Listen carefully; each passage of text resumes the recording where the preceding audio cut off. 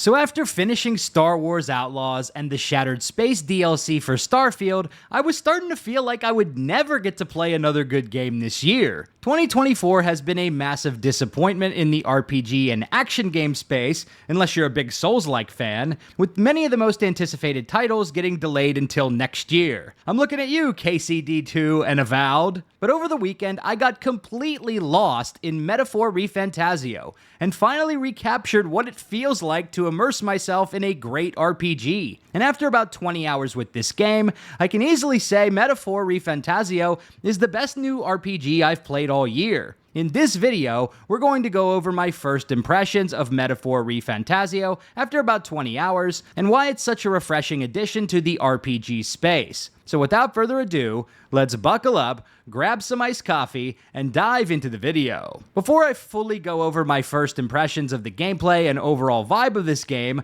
I want to talk about why I think Metaphor Refantazio has been such a smash hit, both critically and commercially. This is one of the rare occasions where games journalists and gamers are both in agreement over the quality of a new game, with current Metacritic scores hovering between 90 and 95 for both player and critic reviews. Metaphor is also the fastest selling game ever released from developer Atlas West, who are most well known for the Persona series. In just the first day of launch, Metaphor Refantazio sold over 1 million copies, impressive for a turn-based RPG with a $70 price tag. And it managed to crack the top 25 most games, even breaking into the top 15 at some points over the weekend, with a peak concurrent player count of 85,000 on Steam last Sunday. Before the massive success of Baldur's Gate 3 last year, I would never have expected turn-based RPGs to break into the mainstream like this. But it just goes to show what gamers truly want. Great gameplay coupled with a compelling story and setting.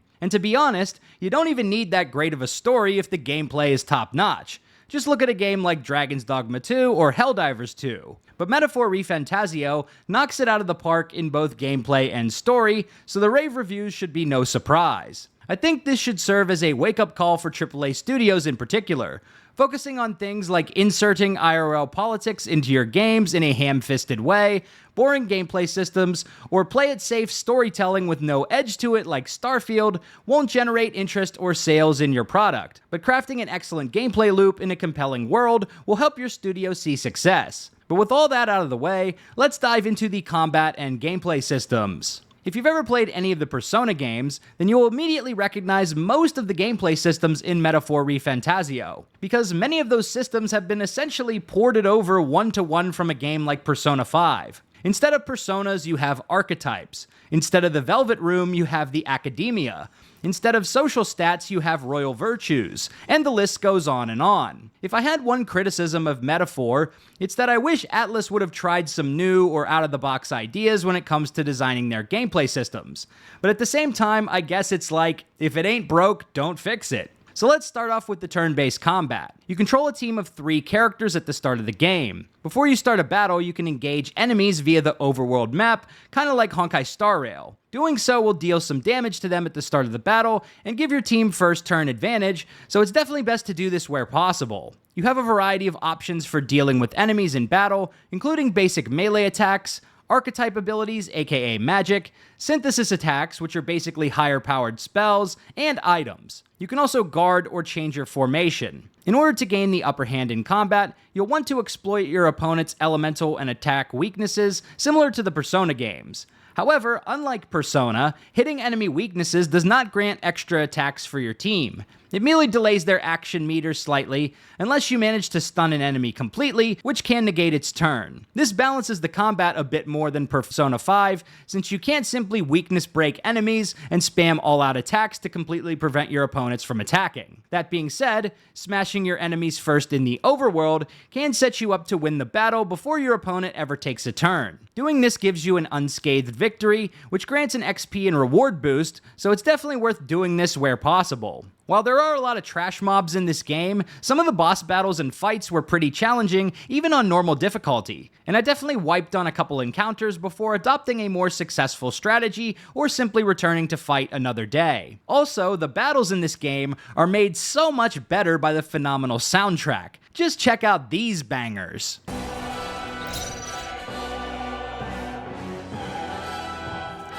By this power, Is there another way? We'll do this together!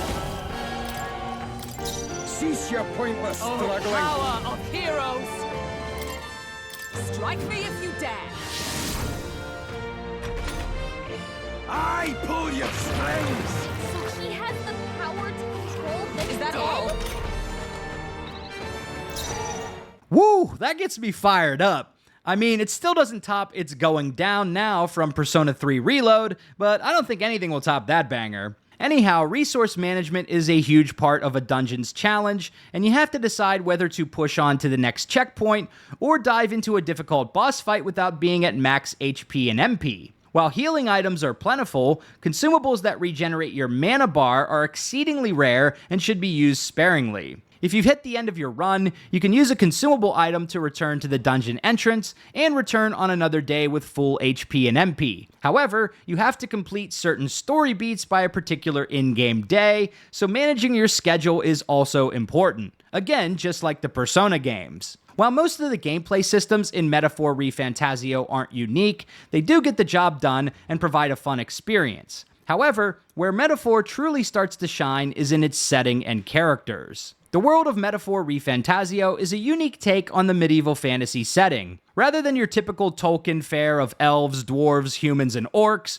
Metaphor creates a whole new tapestry of tribal people, such as the Elda, Clamar, Rusant, and Mustari, among many others. This is a world torn apart by racial divisions, war, and calamities in a tumultuous kingdom thrown into turmoil after the assassination of the king. There are definitely some political themes in the game, but it's well integrated into the storytelling rather than feeling like a game developer's self-insert. One of the most interesting takes I've seen in the game is that the giant monster characters we see are known as humans, so definitely interested to see where that goes in the story. But if you're a TikTok brain-rotted individual, just be forewarned that there is a lot of yapping in this game.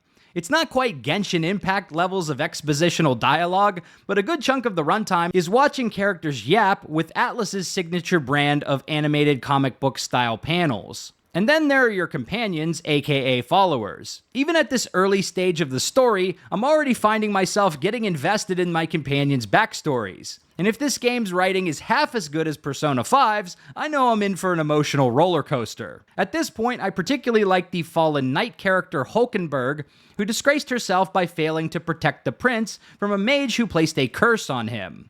Developing closer bonds with your followers by hanging out with them and completing their stories will unlock stronger archetypes for you to use in battle. At the end of the day, I've quickly fallen in love with Metaphor Refantazio. And unless the quality drops off a cliff in the second half, I think this will be my favorite RPG of the year. I was playing this game on Saturday night, and for the first time in a very long while, I completely lost track of time as I was fully immersed in this game's story and combat. I started playing around 10 p.m., and before I knew it, I glanced over at the clock and it was like 4 o'clock in the morning. So there you have it, my initial impressions of Metaphor Refantazio. It's pretty great. So have you played this game yet? If so, what do you think so far? Let me know in the comments below. If you liked this video, be sure to subscribe to Big Dan Gaming for more RPG videos. Big shout out to all the channel members for supporting my content. Until next time, this has been Big Dan. I should go.